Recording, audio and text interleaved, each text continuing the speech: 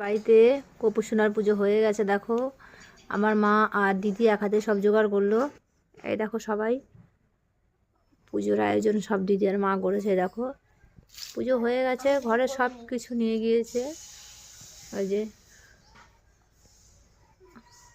ঠাকুর মশাই পুজো করে দিয়ে এসছে।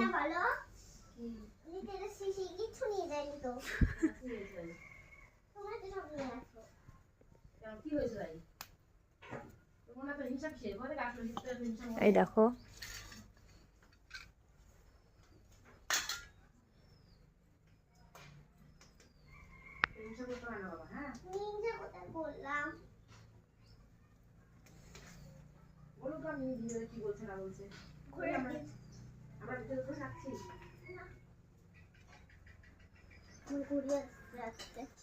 কালকে কথা হচ্ছে